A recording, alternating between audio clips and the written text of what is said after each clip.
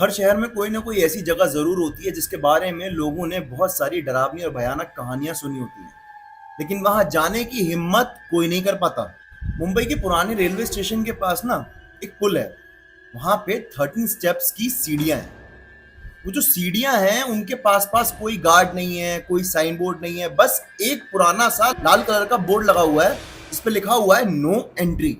लोग कहते हैं अगर आप रात के 12 बजे के बाद उन 13 स्टेप्स की सीढ़ियों को चढ़ते हो तो उन सीढ़ियों को चढ़ने के बाद आप कभी वापस नहीं आते।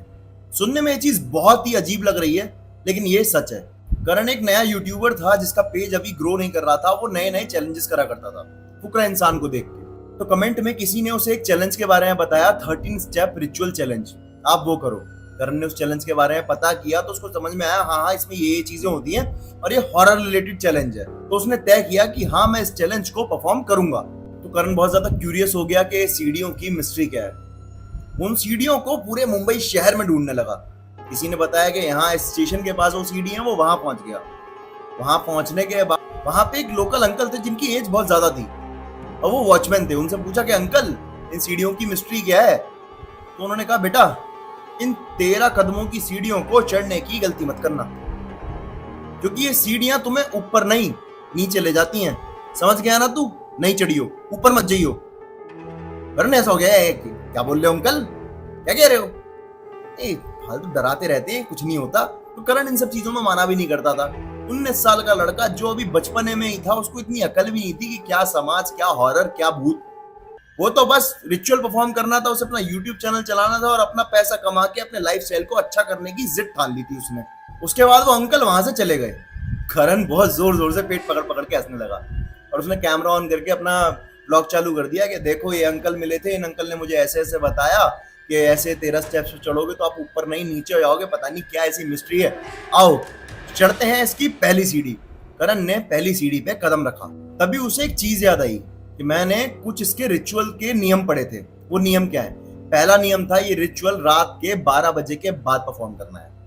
दूसरा रिचुअल था जब आप इसकी सीढ़ियां चढ़ रहे हो तो मन में एक नंबर भी बोलना है पर सीढ़ी चढ़ते हुए। तीसरा रूल था कि इसकी 13 सीढ़ी पे चढ़ने के बाद रुकना मत, अगर रुक गए तो कभी वापस नहीं आ पाओगे। और चौथा रूल ये था कि अगर आप इसकी सीढ़ियां चढ़ रहे हो और आपको अपने पीछे से कोई आवाजें सुनाई दें या फिर ऐसा लगे किसी की सांस की लेने की आवाज आ रही है या आपको कोई गर्म हवा महसूस हो या आपको कोई पीछे से आवाज ही क्यों ना लगा दे आपका जानने वाला, तो मुड़ के मत देखना। और पांचवा रूल ये था 13 स्टेप पे चढ़ने के बाद वहां पे तुम्हें एक ऊपर डोर मिलेगा पुल के ऊपर, और वही डोर होगा जो तुम्हारे वापस आने का रास्ता बनेगा। ये सारी इंफॉर्मेशन उसने ऑनलाइन पढ़ी थी, उसको ये सब ऑनलाइन पता चला था। जब उसने और डीपली रिसर्च किया तो ये 13 स्टेप का जो रिचुअल है ये इसी पुल पे परफॉर्म किया जाता है। वो बहुत ही ज्यादा एक्साइटेड हो गया। उसने पहली सीढ़ी चढ़ी, फिर उसने दूसरी सीढ़ी चढ़ी मन में एक नंबर बोलते हुए। जो सीढ़ी थी उनकी हालत बहुत ज्यादा पुरानी थी, उन सीढ़ियों पे जंग लगा हुआ था। उस पुल को देख के तो ऐसा लग रहा था जैसे वो पुल अभी के अभी नीचे गिर जाएगा। लेकिन जैसे ही वो 5वीं सीढ़ी पे पहुंचा, करण को एक बच्चे के हंसने की अपने पीछे से आवाज सुनाई दी, जैसे कोई बच्चा उसको देख के उसके ऊपर हंस रहा हो। लेकिन स्टेप 9 पे उसका जो व्लॉगिंग का कैमरा था वो फ्रीज हो गया। करण के पैर भी जम गए, वो ऊपर ही नहीं जा पा रहा। और जब उसने नोटिस किया उसके कैमरे की स्क्रीन में तो उसके पीछे ग्लिच में कोई शैडोई फिगर दिखाई दे रहा था और वो फिगर धीरे धीरे करण के पास आ रहा था। तब करण की सांसें तेज चलनी शुरू हुई, तब करण को डर लगना शुरू हुआ। लेकिन उसके दिमाग में एक चीज और थी कि कहीं कोई और आके मेरे साथ मजाक तो नहीं कर रहा है, कोई यहाँ पे राहगीर तो नहीं निकल रहा है जो इस पुल का इस्तेमाल करता हो और अपने घर जा रहा हो। उसके दिमाग में बहुत सारी चीजें चल रही थी, लेकिन उसके समझ में नहीं आ रहा था। एक डर भी था और एक संतुष्टि भी थी कि मैं इस चैलेंज को करूंगा तो जिस हिसाब से चैलेंज की वीडियो बन रही है ये व्लॉग वायरल जा सकता है और मैं यूट्यूबर बन सकता हूँ। लेकिन दिमाग में एक चीज और थी, अगर इस चैलेंज के अंदर कुछ गलत हो गया तो पता नहीं मेरे साथ क्या होगा। करण ने अपने शरीर का पूरा जोर लगाया और 9वीं सीढ़ी से पैर को खींचा और अचानक से उसका पैर खिंच गया। उसको ऐसा लगा जैसे उसके पैर में कोई मैग्नेट लगा हो, जिसकी वजह से उसका पैर लोहे की सीढ़ियों पे चिपक गया हो।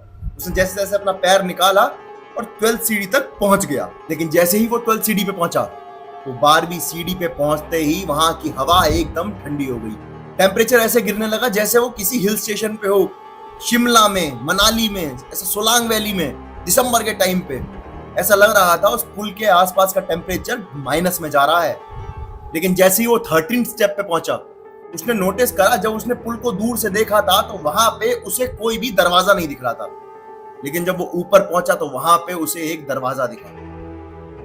वो बहुत ज्यादा कंफ्यूज भी था और उसको शायद ये लगा कि मैंने इस दरवाजे को मिस कर दिया होगा। तो 13 सीढ़ी भी क्रॉस करने ही वाला था, लेकिन उससे पहले उसके दिमाग में ये आ गया था कि उस रिचुअल के रूल्स में लिखा था कि 13 सीढ़ी पे रुकना नहीं है। जैसे ही वो 13 सीढ़ी पे अपने कदम थोड़ी और देर रोकने वाला था, वो तुरंत वहां से जल्दी जल्दी चढ़ने लगा। वो उस गेट के पास जाके पहुंच गया। उसको दिमाग में ये भी याद आया कि इस डोर से ही वापस जाने का रास्ता मिलेगा। उसने उस डोर का हैंडल पकड़ा और डोर को खोला, लेकिन दूसरी तरफ तो एक अलग ही दुनिया थी। जैसे ही उसने वो दरवाजे को खोला तो वहां भी रात हो रखी थी, वहां भी चांद निकला हुआ था, लेकिन उस चांद का रंग खून के जैसा था। और जब उसने और कदम उस दरवाजे के अंदर बढ़ाए तो उसने देखा कि आसपास बहुत ज्यादा जंगल और रेत पड़ी हुई है। और जब उसने थोड़ा और गौर से आगे की तरफ देखा तो वहां पे लाशों के ढेर बिछे हुए थे, जैसे बहुत सारी लाशें लाइन से किसी ने उस रास्ते में लगा दी हूं।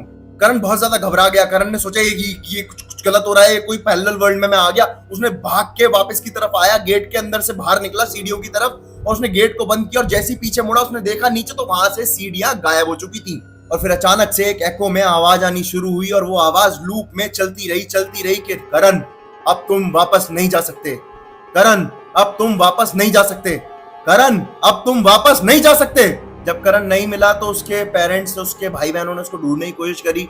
तब यारों दोस्तों से पता चला कि चैलेंज करने के लिए यहाँ पहुंचा था। वो वहां पहुंचे तो उन्होंने देखा उस सीढ़ी के 13 स्टेप पे एक नाम लिखा हुआ था। वो पता है नाम क्या था? करण। He'll not come now। वो वापस नहीं आएगा। लेकिन उसके भाई ने एक चीज नोटिस करी कि उसके YouTube चैनल पे लाइव स्ट्रीम चल रही है। उसने जैसे ही उसके YouTube चैनल की लाइव स्ट्रीम खोली तो ही गॉट टू नो कि करण के YouTube चैनल की लाइव स्ट्रीम पे करण अपने व्यूअर्स से बात कर रहा है, और वो उधर साइड की दुनिया को दिखा रहा है, और वो दुनिया एकदम अलग लग रही है।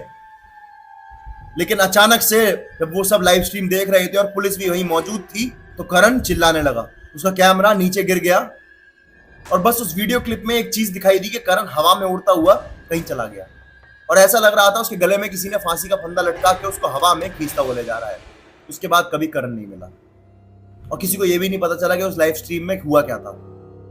बहुत कोशिश करी, सब ने हैकर्स को बुलाया, सब कुछ करके देखा, लेकिन कोई कुछ ट्रैक नहीं हो पाया कि वो लोकेशन कहाँ की थी, क्या था क्या नहीं था। उसके बाद उसकी फैमिली ने करण को डेड मान लिया। लेकिन 1 साल बाद करण वापस आया।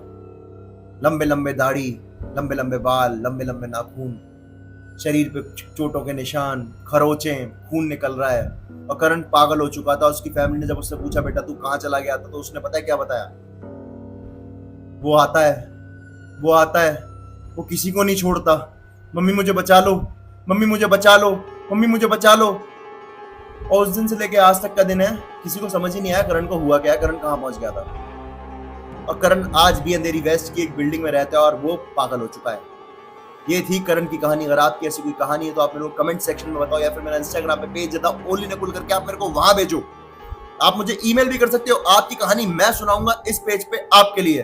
अब मिलते हैं अगली वीडियो में कल, तब तक के लिए मेरे पेज को सब्सक्राइब कर देना ताकि मेरा मोटिवेशन बना रहे और मैं आपके लिए ऐसा अच्छा कंटेंट लाता रहूं।